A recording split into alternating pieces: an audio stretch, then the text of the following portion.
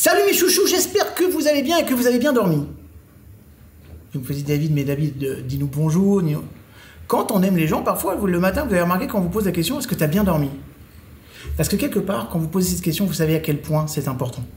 Eh bien, je vais revenir sur l'importance du sommeil.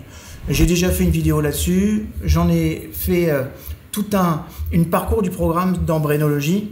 Néanmoins, je voudrais vous livrer aujourd'hui les dernières recherches en neurosciences dans ce domaine. Et on va voir la vidéo en deux parties. D'abord, je vais vous parler de ces dernières recherches. Et puis ensuite, je vous dirai vraiment quels sont, au-delà de tout ça, tous les bienfaits que le sommeil, un bon sommeil, peut vous apporter. Alors, à toutes les personnes qui sont insomniaques, qui ont des difficultés avec le sommeil, et avec le stress et l'anxiété, ça s'accélère. Cette vidéo, elle est très importante pour vous. D'accord? Et dites-moi dans les commentaires si vous aimez ce genre de vidéo sur le sommeil, je pourrais vous donner aussi des outils pour retrouver un très bon sommeil. Sachez en tout cas que on a remarqué, les chercheurs en neurosciences ont remarqué que le cerveau utilise des périodes de sommeil pour se débarrasser de toxines. Toxines qui ont été accumulées pendant la journée. Ok? Il y a un groupe de chercheurs américains qui pensent que ce mécanisme, c'est l'une des raisons principales du sommeil. Ils ont découvert que pendant le sommeil, les neurones diminuent et des espaces apparaissent entre eux. Ces espaces qui sont remplis de ce qu'on appelle le liquide cérébral. Dans un article qui a été publié dans le journal Science, les scientifiques disent que la proportion et les perturbations du mécanisme d'excrétion des protéines toxiques peut provoquer des maladies graves. En clair, ils sont en train de dire qu'une partie des maladies que nous aurions, qui sont nos maladies neurodégénératrices, pourraient prendre racine déjà à travers la qualité de notre sommeil. Des biologistes se sont intéressés à la question et notamment ils ont observé les animaux. Pourquoi tous les animaux s'endorment? Malgré le fait que parfois ça les rend plus vulnérables aux prédateurs. Et c'est évident que le sommeil joue un rôle très important dans la formation de souvenirs, dans le traitement des informations acquises. Mais les scientifiques du centre médical de l'université de Rochester ont conclu que l'une des principales fonctions du sommeil pourrait être le nettoyage du cerveau. En clair, le cerveau, il a une quantité limitée d'énergie. Et il semble qu'il a besoin de choisir entre deux états fonctionnels, la veille et le sommeil. Sommeil durant lequel il va faire son fameux décrassage. Okay? Et ça, c'est un des chercheurs qui expliquait ça. Il s'appelle Dr. Maiken Niedergaard. Ok, ne me demandez pas de répéter. Et les résultats de ces observations sont fondés sur la découverte l'année dernière. Okay? Le renforcement, alors la découverte, elle a eu il y a 5 ans, mais on a eu vraiment la confirmation de tout le système, ne serait-ce que l'année dernière. Et on parle du système glymphatique, pas lymphatique, glymphatique, qui agit dans le cerveau spécifiquement pour éliminer les substances nocives. Donc si aujourd'hui vous entendez parler du système, non pas lymphatique, mais glymphatique, vous saurez que c'est le système d'élimination des substances nocives du cerveau. Les chercheurs ont scanné le cerveau de souris et ont découvert que pendant le sommeil, le système glymphatique augmente l'activité de 10 fois. Et selon ce fameux docteur Niedergaard, ce mécanisme est critiquement important pour le fonctionnement normal de notre cerveau. Mais il ne peut fonctionner que pendant la période du sommeil. Et pour le moment, il y a plein de suppositions qui sont faites autour, mais ça vient il y a de ça 1 an, on a su à quel point ce mode de fonctionnement est un mode de fonctionnement opératoire. On sait aujourd'hui que le cerveau dépense beaucoup d'énergie pour pomper du fluide à travers ces tissus qui est incompatible avec le traitement d'informations. Et selon ces recherches, la véritable signification de ces résultats ne deviendra évidente qu'après, naturellement, beaucoup d'autres études sur les êtres humains, mais il est relativement facile d'organiser de telles expériences en utilisant ce qu'on appelle l'imagerie par résonance magnétique. Et grâce à ces recherches, il y a 10 nouveaux faits scientifiques sur le sommeil qui ont vu le jour. Et je vais les partager avec vous parce que c'est très important. Vous savez, on passera un tiers de notre vie à travailler, un tiers de notre vie avec les personnes que nous aimons et les activités, et un tiers de notre vie à dormir. C'est pas un hasard. Beaucoup trop de personnes, et moi pendant très longtemps, j'ai pensé ça aussi, que le sommeil pouvait être une perte de temps. Aujourd'hui, je sais à quel point c'est pas une perte de temps, c'est extrêmement important. D'accord? Sachez aussi une chose, c'est que le sommeil reste toujours l'un des phénomènes le moins connu en psychologie et en physiologie. Le chercheur William Park raconte même quelques faits qui sont intrigants, qui sont devenus connus il n'y a pas si longtemps que ça. On sait que par exemple, la science du sommeil, on appelle ça la science du territoire mystérieux en neurosciences. Pourquoi? Il y a des chercheurs qui ne sont pas toujours sûrs de savoir ce qui se passe vraiment dans notre cerveau pendant le sommeil. Grâce à quoi on voit nos rêves? Qu'est-ce que signifient vraiment nos rêves? Les neurosciences ont remis en question beaucoup des théories freudiennes par rapport à ça. Mais dans les dernières années, la science a découvert quelque chose qui arrive à notre cerveau pendant qu'on est dans les bras de Morphée.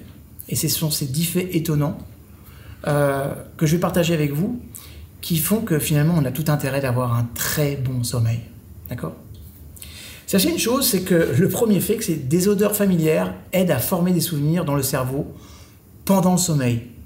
Et c'est ça qui va améliorer la performance et l'apprentissage.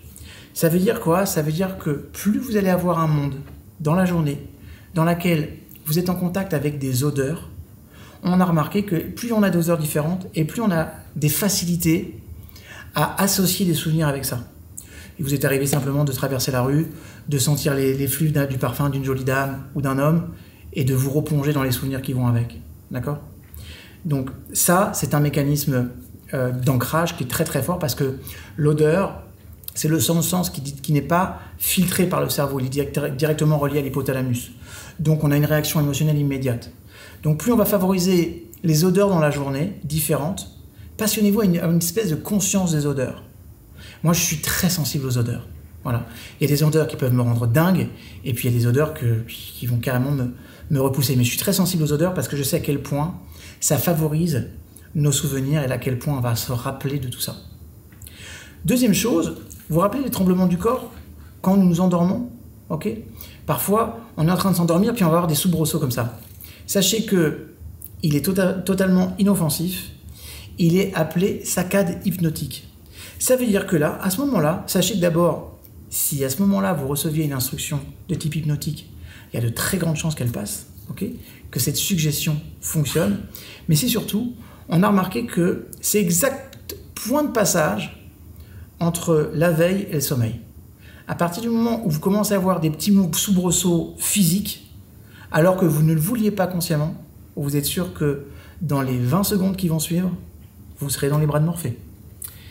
Troisième fait qui est intéressant, l'une des recherches a montré que jouer du didgeridoo, okay, c'est un instrument à vent. Okay, par exemple, on a vu ça chez les aborigènes en Australie. Ça ressemble à une longue pipe en bois, mais ça fonctionne aussi avec beaucoup de produits, d'instruments de musique à vent. On a remarqué que les personnes qui, le soir, dans les 2 heures avant le coucher, vont pratiquer un instrument à vent, améliorent leur sommeil, parce que ça renforce les muscles qui sont impliqués dans le processus respiratoire. En clair, vous avez une meilleure oxygénation, et ça fonctionne bien. Mais si on va dans ce sens, tout le monde n'est pas obligé de jouer du pipeau, surtout si vous jouez comme moi, avec le niveau de pipeau que j'avais quand j'étais en 5e. Okay? Non. Par contre, ça veut dire quoi? Ça veut dire que dès qu'on va augmenter notre système respiratoire, qu'on va forcer un peu notre système respiratoire, dans les 2 heures avant l'endormissement, on favorise un meilleur endormissement et un meilleur sommeil. 4e point, l'analyse des biorhythmes humains quotidiens montre que le temps le plus naturel pour faire la sieste, c'est entre 14h et 16h, alors que dormir l'après-midi aide à restaurer le corps. Un peu de repos vers midi va stimuler la créativité. Mais attention, en dehors de ces heures-là, vous risquez de prendre sur votre temps de sommeil et donc, quelque part, briser votre cycle de sommeil. D'accord ? 5e point qui est intéressant par rapport à ces recherches, c'est que ces recherches ont montré qu'une mutation du gène DEC2 permet à certaines personnes de bien dormir après 4 heures de sommeil par nuit. Et il n'y a pas d'effet secondaire d'un si court sommeil. Ça veut dire qu'il y a des recherches qui pourraient aider certaines personnes, et ça marche notamment avec les personnes qui sont les astronautes, qui ont reçu cette protéine spécifique et qui leur permet de dormir beaucoup moins sans effet secondaire. Donc en fait, bah, il y a des personnes qui dorment que 4 à 5 heures par nuit, et ça pourrait être suffisant pour pouvoir se ressourcer. Je vous en dirai plus. Je vais lire une étude dans très peu de temps qui est en train de se passer là. Dès que j'ai des informations sur comment ça fonctionne et comment ça marche, parce que c'est un sujet qui m'intéresse beaucoup, je reviendrai, je ferai une vidéo là-dessus. 6. Oui, c'est 6e point, d'accord. Alors, il est peu probable que vous apparteniez à ce groupe, ceux qui ont la chance de dormir suffisamment en quelques heures. Parce que sachez que ça représente seulement 5% des personnes sur Terre. La plupart des gens ont besoin de 8 heures de sommeil. Environ 30% s'autorisent à dormir à peu près 6 heures par nuit, mais seuls 5% ont besoin de moins de 5 heures. Okay. Alors, sachez que c'est des tempéraments. Maintenant, si vous êtes en déficit de sommeil, si c'est votre mode de fonctionnement, c'est très bien. Si vous êtes en déficit de sommeil parce que vous ne dormez pas assez, sachez qu'une bonne sieste le week-end, ça peut vous aider à récupérer. Ou alors, des micro-siestes dans la journée, je vous rappelle, entre 14h et 16h. Ça marche ? 7e point, l'une des théories de pourquoi nous avons besoin de dormir approuve que pendant le sommeil, notre cerveau arrange des souvenirs, arrange des impressions qu'il a reçues pendant la journée. En fait, il semblerait que pendant le sommeil, nous puissions battre et rebattre des souvenirs d'événements, parfois désagréables, parfois traumatisants, et les reconsidérer pour mieux pouvoir les gérer le jour suivant. C'est la raison pour laquelle il existe, dans certaines thérapies, une capacité à mettre dans un état hypnotique pour revivre un traumatisme à peu près 1h30 avant le sommeil et de reprendre cette même hypnose le lendemain matin. Il y a un centre qui fait ça aux États-Unis, ça marche très bien, notamment sur les syndromes post-traumatiques. Et c'est quelque chose aussi qui a été importé et travaillé ici en Israël. 8e point, il y a certains chercheurs qui, grâce à des analyses de l'activité cérébrale, ont réussi à reconstruire des vidéos que des personnes avaient regardées sur YouTube pendant la journée. En fait, les scientifiques sont convaincus que le jour n'est pas loin où une technique vous aidera à déchiffrer les rêves. C'est-à-dire que très prochainement, on sera capable d'identifier ce que vous voyez dans vos rêves et de les utiliser. Alors, à mon avis, il faudra qu'on se pose un tas de questions sur l'éthique et l'utilisation de ce genre de choses et la compréhension sûre et certaine de la dimension symbolique. Mais néanmoins, on sait que grâce aux avancées aujourd'hui, on va commencer à voir exactement ce que les personnes ont vu dans la journée. Ça pourrait être une super avancée scientifique. Dans certains cas, une fois encore, comme toute avancée scientifique, on se posera la question de l'éthique, mais en tout cas, je trouve ça plutôt fabuleux. 9e point, il y a des chercheurs militaires qui ont découvert que si vous dormez en avance, par exemple, vous vous couchez plus tôt pendant plusieurs jours, et quand vous aurez une privation de sommeil après, ça sera pas difficile pour vous de pouvoir l'assumer.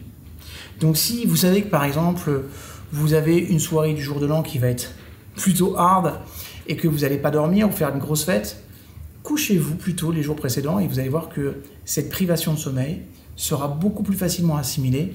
C'est comme si vous aviez non pas du déficit de sommeil, mais du plus. Voilà. Déficit, ouais, on va dire plus.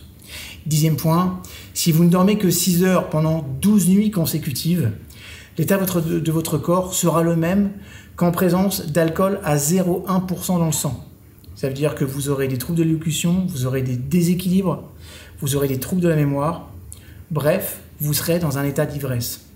Donc c'est vous dire à quel point le sommeil il est important et que le manque de sommeil est dommageable pour votre cerveau et pour votre santé.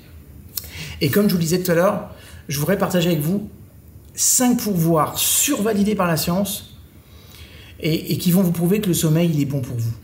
D'accord ? D'abord, on va parler de maladies. Sachez qu'on est souvent moins enrhumé quand on passe entre 7 et 8 heures dans les bras de Morphée et que ces 7 à 8 heures auraient un effet protecteur sur nos défenses immunitaires et ça permettrait d'attraper moins souvent de rhume. Et il y a des chercheurs américains qui ont publié une étude dans la revue spécialisée qui s'appelle Sleep. Okay, donc sleep, c'est pas ça, c'est dormir. Okay. Parce que si le sommeil n'immunise pas contre le rhume, dormir moins de 6 heures multiplie par 4 le risque de tomber malade. Dormir moins de 6 heures multiplie par 4 le risque de tomber malade.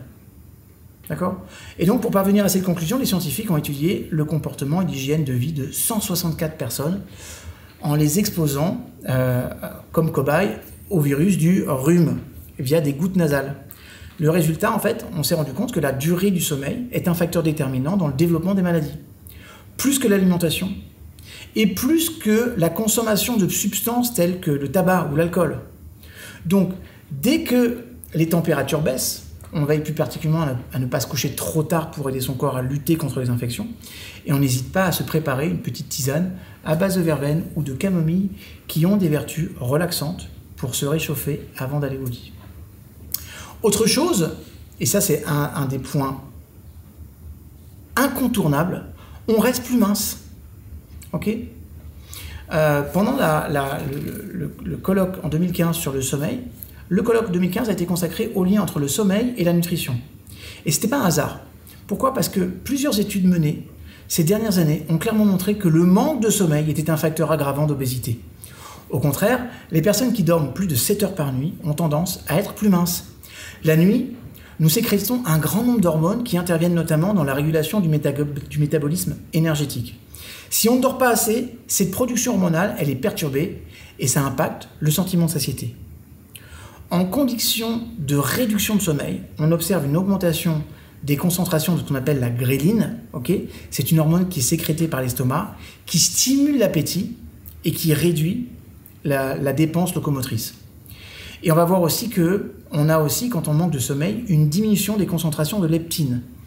Ça, c'est produit par les cellules adipeuses qui induit la satiété et augmente la dépense d'énergie. On sait aussi que le manque de sommeil va avoir un impact sur la faim. La faim être accrue de 24% et l'appétit pour des aliments riches, matières grasses, glucides, de plus de 30%. Dormir au moins 7 heures permet de manger plus équilibré. Autre chose, et ça c'est le troisième et c'est très important, on a moins de risques de souffrir d'un AVC. Une nuit trop courte aurait tendance à aggraver le risque d'accident vasculaire cérébral, les fameux AVC. Ça, c'est une étude américaine qui a été rendue publique en 2012. Les petits dormeurs auraient 4 fois plus de risques de souffrir d'un accident vasculaire cérébral. Le lien entre le manque de sommeil et l'AVC n'a pas été clairement défini, mais il pourrait s'expliquer par une perturbation hormonale. Pourquoi ? En fait, la privation du taux de sommeil augmente le taux de cortisol. Vous savez que maintenant que le cortisol, c'est l'hormone du stress. J'en ai suffisamment parlé sur cette chaîne. Maintenant, le stress est un facteur de risque cardiovasculaire. Par ailleurs, le déficit de sommeil accroît aussi la pétence pour les aliments riches et les aliments gras. C'est un autre facteur d'AVC. Quatrième point, bien dormir aussi la nuit protège les femmes du cancer du sein. En fait, le travail de nuit ou en horaire décalé s'accompagne d'une désynchronisation de l'horloge interne et donc de la fabrication des hormones et de la mélatonine. Et en fait, cette dérégulation du système hormonal pourrait expliquer que les femmes qui travaillent de nuit présentent 40% de risque en plus d'avoir un jour un cancer du sein, qui est un cancer hormonodépendant. D'ailleurs, en 2008, le Centre international de recherche sur le cancer a classé le travail de nuit comme cancérigène probable. D'accord ? Chez les hommes qui travaillent de nuit, ce sont les risques du cancer du côlon et de la prostate qui sont multipliés. Donc si votre travail vous impose des changements d'horaire fréquents et une activité nocturne, il est possible de limiter les désagréments en adoptant certains réflexes. D'abord, on prend soin de son environnement de repos. On choisit un bon matelas, on ferme bien les rideaux pour ne pas laisser pénétrer la lumière à l'intérieur de la chambre et on met, si on le peut, si vous le supportez, des bouchons d'oreille. D'accord ? Ça aussi, c'est extrêmement important. Ça va atténuer le bruit. Et par pitié, ne chauffez pas trop vos pièces. D'accord ? On sait qu'un très bon sommeil se situe entre 19 et 20 degrés. Okay ? Autre chose, on adopte une bonne alimentation. Une alimentation légère, riche en fruits, riche en légumes, parce qu'un repas trop riche perturbe le sommeil. On évite les produits stimulants, le thé et le café pendant les heures de travail parce qu'ils peuvent se perturber le sommeil quand vous allez avoir envie de dormir. Donc c'est important. Ça veut dire que si vous travaillez de nuit, vous devez être encore plus vigilant à votre santé. Ça marche ? Et puis dernier point, on sait que le sommeil booste la fertilité masculine. Ouais, je répète, c'est très important. Le sommeil booste la fertilité masculine. Des nuits trop courtes ou entrecoupées ont un effet direct sur la concentration de spermatozoïdes. Ça, c'est une étude danoise qui a été publiée en 2013 dans l'American Journal of Epidemiology. Et en fait, les hommes qui présentaient des problèmes de sommeil ont un sperme dont la concentration en spermatozoïdes est 29% moins importante que les hommes qui dormaient plus longtemps. En plus, ils auraient aussi moins de chances d'avoir des spermatozoïdes morphologiquement normaux. Et puis au-delà des résultats de cette étude, il est important que les deux parents ne soient pas trop fatigués pour conserver l'envie et l'énergie nécessaires pour faire des gros câlins. Parce que on serait donc conseillé aux couples désireux d'avoir des enfants de passer du temps dans leur lit, de le faire à bon escient et de vous assurer que tous les deux vous avez un sommeil profond. Voilà. Si vous connaissez des personnes qui ont des difficultés à dormir et pour qui cette information pourrait être intéressante, partagez. Si vous avez aimé cette information sur le sommeil et toutes les informations que je vous ai données, échangez et dites-moi, j'aimerais voir en termes de statistiques, qui pense qu'il a un sommeil perturbé. Si vous êtes nombreux, je ferai une vidéo sur comment améliorer la qualité du sommeil. Je vous aime, je vous retrouve sur une prochaine vidéo.